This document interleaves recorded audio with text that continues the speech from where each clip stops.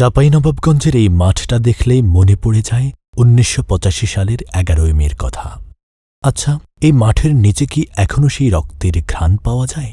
মাঠের এক কোণে হয়তো সেদিন পড়েছিল কোনো কিশোরের ছেঁড়া স্যান্ডেল, আর অন্য কোণে থরথর করে কাঁপছিল তসবিহ হাতে এক বৃদ্ধ। চারিদিকে ছিল শুধু বারুদের গন্ধ আর একদল কোরআন প্রেমীর আকাশ বিদীর্ণ করা স্লোগান। আজ সেই ১১ই মে, ঐতিহাসিক কোরআন দিবস। ১৯৮৫ সালের ১২ এপ্রিল পদ্মপল চোপড়া ও শীতল সিং নামের ভারতের দুজন মুসলিম বিদ্বেষী ব্যক্তি কোরআনের সকল আরবি কপি ও অনুবাদ বাজেয়াপ্ত করার জন্য কলকাতা হাইকোর্টে একটি রিট আবেদন করে।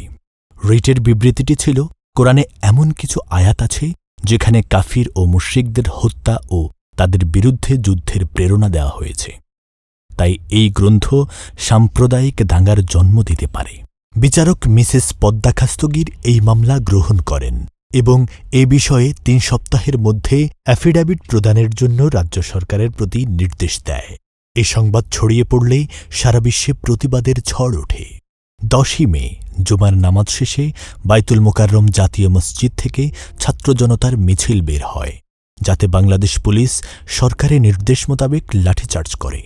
এই বাধার ঘটনাকে কেন্দ্র করে ১১ই মে রাজশাহীর চাঁপাইনবাবগঞ্জ ঈদগাহ ময়দানে তৌহিদি জনতা সমাবেশ আয়োজন করেন। চাঁপাইনবাবগঞ্জ আলিয়া মাদ্রাসার প্রিন্সিপাল মাওলানা হুসাইন আহমেদের ডাকে সেদিন পুরো শহর অচল হয়ে গিয়েছিল। ছোট বড় সবাই নেমে এসেছিল রাজপথে।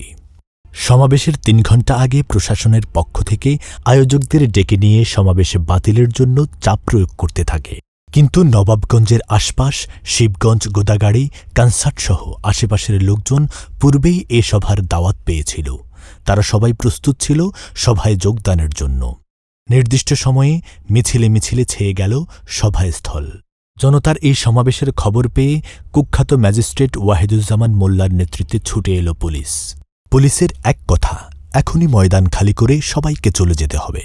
কোরআন প্রেমিক জনতা কোরআনের অপমানে ক্ষুব্ধ হয়ে হৃদয়ের অব্যক্ত বেদনা প্রকাশের একটু সুযোগ চাইল, কিন্তু প্রশাসন সেখানে ১৪৪ ধারা জারি করে।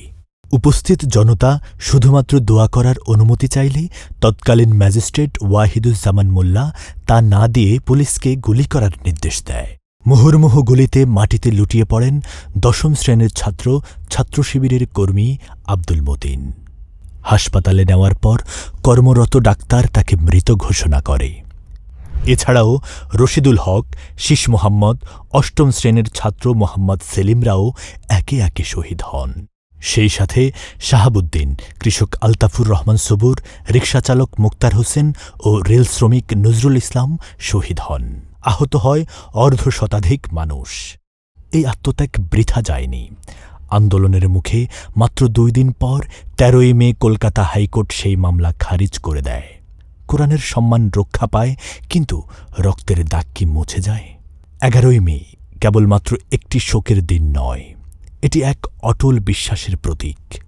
এটি আমাদের স্মরণ করিয়ে দেয়, কোরআনের অবমাননা এদেশের মানুষ কখনো মেনে নেয়নি আর কখনোই নেবে না।